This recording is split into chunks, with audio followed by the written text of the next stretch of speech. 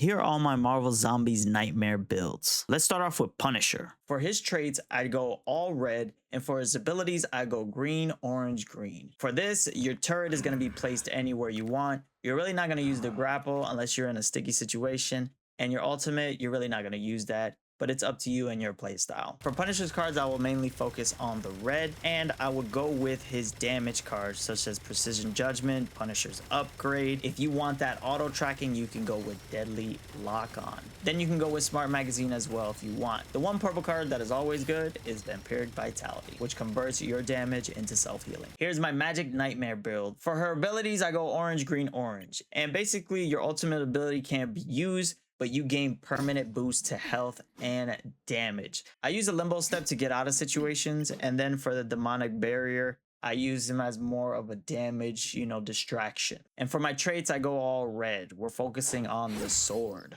When it comes to her red cards, I want to focus on three things: damage, range, and attack speed. So you want to go with any of the cards that say Soul Sword damage, Soul Sword attack, or Soul Sword range. Those are very good. And of course, in the purple section, you want to get Vampiric Vitality. And all you really have to do is just hold down left click and use your other abilities to escape out of sticky situations. Here's my Thor Nightmare build, and this is very fun. This is like a crowd control, plus you got that laser blicky on you. So for his abilities, I go orange, green, orange. And the main thing that's going to carry here is the orange ultimate ability. So every time I hit the floor, all the little zombies, they go up. That stalls a lot of time, and you'll get your ultimate so fast throughout Nightmare mode. It takes time to build up this build, but once you have it going, it's crazy. Now, for his traits, you want to go all blue because you're going to be focusing more on the Awakening Rune. Make sure in the purple section you get Vampiric Vitality, but for his main cards, you want to go all blue. You want to buy at least a 1 Awakening Rune duration extension. After that, you don't have to buy it anymore because you're going to be on there for like 70 seconds throwing lightning, and it's so quick to get it back. 3 cards I like is Allfather's Might, which gives you Awakening Rune State plus 35% damage.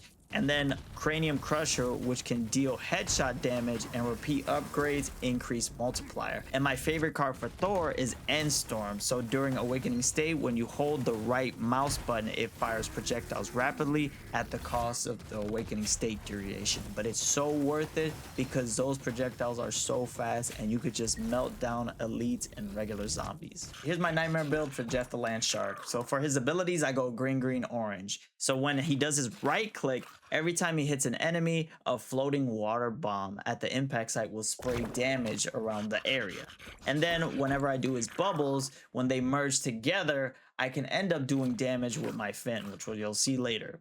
And then his ultimate ability, you can continuously gain ultimate while in hide and seek. So for the traits, I go all blue because this is a hide and seek build. For the purple cards, you obviously want to give Vampiric Vitality. And then when it comes to Jeff, you want to focus on the blue cards. Forward Frenzy is big for this because you get hide and seek collision damage. You also can get Shark Sovereignty, which allows you to become that big Jeff Land Shark, which means your fin is bigger and you do more damage. One card that's underrated is Bubbling Impact. So every time you spit out the bubble and you go hide and seek and you hit the bubble, you do constant damage. So you can end up doing mega damage by just spitting a bunch of bubbles in the area and just hitting it with your fin. And it's so fun, and it's a chill mode because you're underground and you're not gonna die a lot, and you always have your ult to get away out of situations or to help your teammates out if you're playing in a squad. Here's my Blade Nightmare build, and let me tell you, he is the best character in the game for this mode. For abilities, I go green, normal, and orange. So green, I use the gun for grappling, and that's it. I don't use it at all for anything else, no damage or anything. Now for the middle ability, which is the Daywalker Dash, I use the regular one because the other two require you to use your gun, and this one just allows you to have a slow with your sword, which is better than any other one. So just go with the regular one. And for the ultimate ability, I go Lunar's Wrath, which during ultimate ability, slashes and talons from the hand of Khonshu appear along the path to attack enemies. But here's the thing, you don't really use the 1000-fold slash, so honestly, you can put whatever here. For his traits, I go all red. We're focusing on his sword and his sword only. For purple, we're getting Vampiric Vitality so that we can convert damage into self-healing. And for his cards, we're going all red. The most important card is On the Hunt. Ancestral Sword damage plus 140%. You know, anything that has Ancestral Sword damage, get it. Your next thing is you want to get range and attack speed. Especially range, because at some point you just want to slice enemies from far. You don't want to be in danger. And then attack speed, obviously you go faster.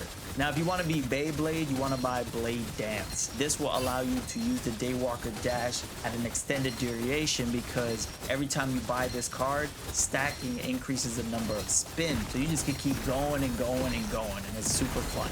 You can also buy Crimson Will, which will increase your lifesteal ratio during Bloodline Awakening, which means you're going to keep doing lifesteal every time you're doing damage, because you're always going to have Bloodline Awakening.